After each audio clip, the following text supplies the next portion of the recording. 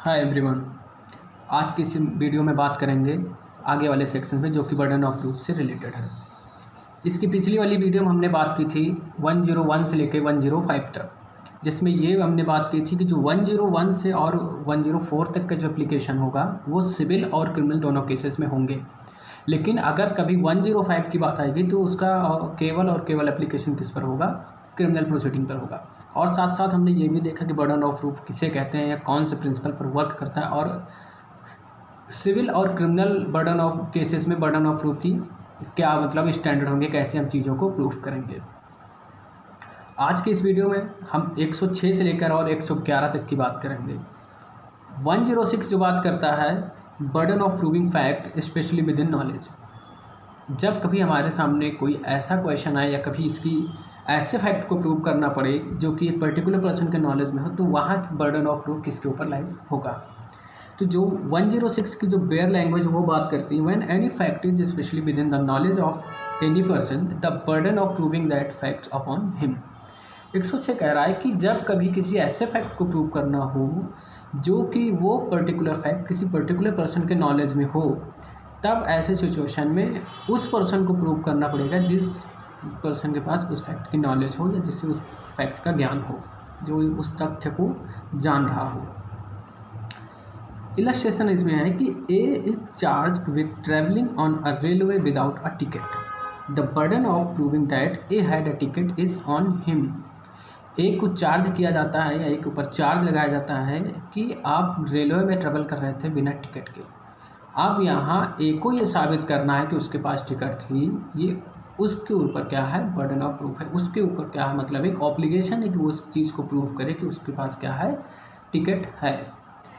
जो 106 का एप्लीकेशन है ना, वो केवल और केवल पार्टीज, कौन से पार्टी? जो कि सूट और प्रोसीडिंग में पार्टीज हैं, उन्हीं के ऊपर एप्लीकेशन होगा। एक तरह से हम 101 की एक्सेप्शन बोल सकते हैं 106 को। 101 में बर्डन ऑफ प्रूफ की वहाँ भी बात थी। वहाँ जो कोई फैक्ट किसी भी फैक्ट को क्या करता है? एसेट करता है, उसके ऊपर क्या होता है? Burden of proof. बट 106 में उसी पर्सन के ऊपर होगा जिसको उस फैक्ट की नॉलेज हो। जो 106 है वो एक प्रिंसिपल बेस्ड है, जो कि लीगल मैगजीम है res ipsa loquitur. Things speak for itself, means घटनाएं स्वयं बोलती हैं। 106 का एप्लीकेशन जो है प्रिंसिपल पर है रेस इप्सा लोक्यूटर। क्या है इसका मतलब? कि जो घटनाएं हैं, जो चीज़ें हैं, वो खुद ही बोलेंगी, means things speaks for itself. Example के तौर पे मान लो कि आप किसी ऐसे रूम पर हैं या किसी ऐसी जगह से आप निकलते हैं और आपके हाथ में खून है, आपके हाथ में खून लगा हुआ है, आपके पास कुल्हाड़ी कोई ऐसा धारदार हथियार है और अंदर रूम में कोई डेड बॉडी पड़ी हुई है। तो यहाँ एक प्रिजम्पशन मान लिया जाएगा या यहाँ ये माना जाएगा कि हाँ, आपने कुछ गलत काम किया हुआ है। इसी के संदर्भ में या रेफरेंस इसी की चीज़ों एक केस है हमारे पास, ईश्वर राय वर्सेस कर्नाटका 1994 का। इसमें क्या होता है कि एक रूम में एक डेड बॉडी मिलती है और डेड बॉडी जब मिलती है एक बेड पर, तो उस वहाँ क्या होता है, एक दो लोग रहते हैं, वो वहीं छुपे होते हैं। अब उन्हें जब पकड़ा जाता है तब यहाँ बर्डन ऑफ प्रूफ किसके ऊपर लाइज किया जाएगा? उन दोनों के ऊपर होगा कि वो ये साबित करें कि उन्होंने इस मर्डर को नहीं किया है या उन्होंने इस एक्ट को कमिट नहीं किया है। तो सेक्शन 106 जो बात कर रहा था कि जब कभी किसी भी फैक्ट की बात आए जो कि एक पर्टिकुलर नॉलेज में बात होगी वहाँ, तो उसके ऊपर बर्डन ऑफ प्रूफ लाइज करेगा। इसमें क्या था? ईश्वर राय वर्सेस स्टेट ऑफ कर्नाटका का केस भी रहा। अब बात करते हैं हम 107 की, जो कि बात करता है बर्डन ऑफ प्रूविंग डेथ की बात करता है। जब कभी हमारे सामने कोई ऐसा क्वेश्चन है कि क्या वो पर्सन जिंदा है या मर गया है, और जिसके बारे में ये भी कहा गया हो कि वो 30 साल से अभी जिंदा है, मतलब 30 साल से अपने रिश्तेदारों से मिल रहा है, वो बातचीत कर रहा है, मीटिंग्स अटेंड कर रहा है। अगर ऐसे सिचुएशन में कोई ये बोले कि सामने वाले पर्सन की डेथ हो चुकी है, तब बर्डन ऑफ प्रूफ उस पर्सन के ऊपर होगा जो ये कहेगा कि ये जो पर्सन 30 साल से आप बोल रहे हैं जिंदा हुआ है, ये मर चुका है। तो 107 क्या बात करता है कि जब कभी भी कोई ऐसा क्वेश्चन आए जहाँ ये हो कि क्या ये पर्सन जिंदा है या मर चुका है, और जो पर्सन 30 सालों से ये भी सुना गया हो कि वो अभी जिंदा है, और ऐसे सिचुएशन में जब वो कोई ऐसा पर्सन कोई ऐसी बात कहे कि वो मर चुका है, तो बर्डन ऑफ प्रूफ उसी के ऊपर होगा जो ये बोल रहा होगा कि वो मर चुका है। जो सेक्शन 107 है वो एक प्रिंसिपल पर बात करता है, प्रिजम्पशन ऑफ लाइफ की बात करता है। देखो ये बहुत क्वेश्चन पूछा जाता है कि प्रिजम्पशन ऑफ लाइफ कौन सा सेक्शन डील करता है, तो 107 ही है जो कि प्रिजम्पशन ऑफ लाइफ की बात करता है। 108 क्या कह रहा है कि burden of proving fact that person is alive who is unheard for 7 years।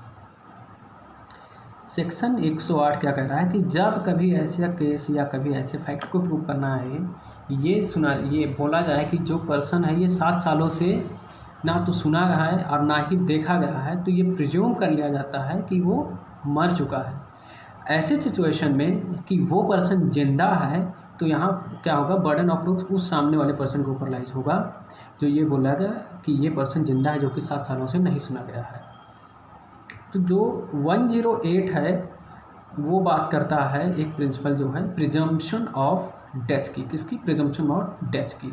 107 था वो प्रिजम्पशन ऑफ लाइफ की बात कर रहा था, और 108 जो है वो हमारी प्रिजम्पशन ऑफ डेथ की बात कर रहा है। ये दोनों क्वेश्चन बहुत ही पूछे जाते हैं, इसको कोशिश करो कि इसको लिख लेना आप लोग। तो 107 और 108 एक साथ ही, इसको क्या है, कोशिश करो कि एक साथ ही पढ़ा जाए, जिसमें एक में जिंदा रहने का क्या कहता है अनुमान लगाया जाता है, दूसरे में मर जाने का अनुमान लगाया जाता है। अब बात आती है सेक्शन 109 की। 109 का है burden of proof as to relationship of certain kind. Bare provision है कि where certain person are shown to have acted as partners, landlords and tenants, principal और एजेंट।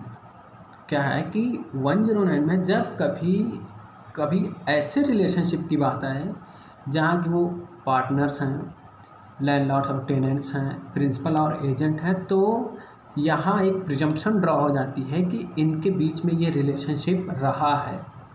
हाँ, अगर कोई ये आके बोले कि ये कभी रिलेशनशिप हमारे बीच में ऐसा था ही नहीं, या ये रिलेशनशिप अभी जो है सीज हो चुकी है, अभी ख़त्म हो चुकी है, तो बर्डन ऑफ प्रूफ उसी पर्सन के ऊपर लाइज क्या होगा जो ये बोलेगा कि हाँ हमारे बीच में कभी ऐसी रिलेशनशिप नहीं थी, या फिर जो है हमारे बीच में क्या रहा कि ये अभी रिलेशनशिप एग्जिस्ट नहीं करती है। सेक्शन 109 इस चीज़ की बात करता है कि जब कभी रिलेशनशिप की बात आएगी सर्टेन काइंड्स की, जहाँ की पार्टनर की बात आएगी, एजेंट प्रिंसिपल की बात आएगी, तब ऐसे केस में कि वो रिलेशनशिप नहीं रही और कभी नहीं रहे, तो बर्डन ऑफ प्रूफ किसके ऊपर लाइज होगा? उस पर्सन के ऊपर जो ये कह रहा है कि हम कभी ऐसे थे ही नहीं। अब बात आती है सेक्शन 110 जो कि करता है burden of proof as to ownership. 110 क्या कह रहा है कि जब कभी भी कोई ऐसा प्रॉपर्टी है, कोई भी ऐसी चीज़ है जो कि किसी के पोजीशन में एज अ ऑनर, तो ये प्रूफ मान लिया जाता है कि वो उसी की प्रॉपर्टी है, और ऐसे केस में बर्डन ऑफ प्रूफ उसके ऊपर लाइज होगा जो ये कहेगा कि ये उसका ऑनर नहीं है। 110 सिंपल सी बात कर रहा है कि जब कभी कोई भी ऐसी प्रॉपर्टी जो कि एज अ ऑनर किसी भी मतलब एज अ ऑनर वो पर्सन क्या है उस प्रॉपर्टी के पोजीशन में है, और सामने वाला पर्सन ये कह रहा है कि वो उसका ऑनर नहीं है, तो बर्डन ऑफ प्रूफ उसी पर्सन के ऊपर लाइज होगा जो ऐसा कह रहा है कि वो ऑनर नहीं है। देखो एक प्रिंसिपल भी है कि possession is the 9th month of the ownership. मतलब पोजेसन एक ऐसी चीज़ है जो कि पहले से प्रिज्यूम कर लेते हैं कि हाँ जो जिस बंदे के पोजीशन में है ये उसका ऑनर है। एग्जांपल के तौर पे क्या करते हैं, ये पेन मेरे पास रखी हुई है, ये पेन मैं काफ़ी दिन से यूज़ कर रहा हूँ, मेरे पोजेशन में है। अब यहाँ ये प्रिज्यूम कर लिया जाएगा कि मैं इस पेन का ऑनर हूँ। अगर सामने से कोई ये बोले कि नहीं ये पेन इसकी नहीं है, तो उसको प्रूव करना पड़ेगा कि ये पेन मेरी नहीं है। मैं नहीं प्रूव करने जा रहा हूँ कि ये पेन मेरी है या मेरी नहीं है। सामने वाला पर्सन जो बोलेगा कि ये मेरी पेन नहीं है, तो उसको ही ये क्या करना पड़ेगा, प्रूव करना पड़ेगा। अब बात करते हैं सेक्शन 111 की या 111 जो कि बात करता है प्रूफ ऑफ गुड फेथ की बात करता है। सेक्शन 111 की जो बेयर लैंग्वेज है वो कह रहे हैं कि when a person stand towards an other in a position of active confidence. क्या कह रहा है कि जब कभी कोई भी ऐसा पर्सन है जो कि एक एक्टिव कॉन्फिडेंस में है, तो यहाँ बर्डन ऑफ प्रूफ उसी ऊपर के पर्सन के ऊपर लाइज होगा जो कि एक्टिव कॉन्फिडेंस में है। एक्टिव कॉन्फिडेंस में क्या मतलब हुआ कि ऐसा पर्सन जिसकी सामने वाले पर्सन के ऊपर वो उसकी बात मानता हो, उसके अंदर वो काम कर रहा हो, या कोई ऐसी एक्टिविटी जिससे लग रहा हो कि सामने वाला पर्सन क्या है थोड़ा सा सुपीरियर है rather than other person. Active confidence के अगर रिलेशनशिप की बात करें, जैसे फादर एंड सन हो गए, स्टूडेंट एंड टीचर हो गए, इन सब में यहाँ एक्टिव कॉन्फिडेंस में कौन सा होगा, फादर एंड सन के केस में फादर होगा, मैनेजर एंड एम्प्लॉय के बीच में मैनेजर होगा, टीचर एंड स्टूडेंट के बीच में कौन होगा, टीचर होगा। तो यहाँ की जो ये ट्रांजैक्शंस हुए हैं ये गुड फेथ में हुए हैं, यहाँ किसके ऊपर बर्डन ऑफ प्रूफ लाइज होगा, जो कि एक एक्टिव कॉन्फिडेंस में होगा। मतलब कि जब कोई ऐसी एक्टिविटी जो कि फादर और सन के बीच में हो और वहाँ कभी बात है कि क्या ये जो ट्रांजैक्शन इनके बीच में हुए थे वो गुड फेथ में थे, तब ऐसी सिचुएशन में क्या हो जाएगा, बर्डन ऑफ प्रूफ किसके ऊपर लाइज होगा, उस फादर के ऊपर होगा जो कि एक एक्टिव कॉन्फिडेंस के ऊपर होगा। देखो जो 111 है, मतलब 111 है, वो बात करता है हमारा प्रिंसिपल्स ऑफ इक्विटी के ऊपर बात है कि यहाँ जो है प्रिंसिपल ऑफ इक्विटी का क्या मतलब है कि कोई हार्ड एंड फास्ट रूल नहीं अप्लाई होगा इसमें, जो एक्टिव कॉन्फिडेंस में है उसी को क्या करना पड़ेगा, प्रूव करना। तो कभी कभी क्वेश्चन हमारे सामने आ जाता है कि जो प्रिंसिपल ऑफ इक्विटी वो एविडेंस एक्ट के कौन सा सेक्शन से डील करती है, तो कौन सा सेक्शन होगा, वो 111। तो आज की इस वीडियो में हमने बात की थी 106 से लेके 111 तक, जिसमें हमने ये बात की कि जब कोई कभी ऐसा फैक्ट को प्रूव करना हो जो कि एक पर्टिकुलर पर्सन के नॉलेज में हो, तब वहाँ बर्डन ऑफ प्रूफ किसके ऊपर लाइज होगा। 107 108 presumption of life and death की बात की हमने, प्रिजम्पशन एज टू ऑनरशिप या burden of proof as to ownership या गुड फेथ या एक्टिव कॉन्फिडेंस, ये सारी चीज़ें आज के इस वीडियो में हमने बात की। उम्मीद है कि आपको इस वीडियो में जो आज के सेक्शंस हमने देखे हैं या समझे हैं, ये आपको समझ में आया होगा। बहुत बहुत धन्यवाद।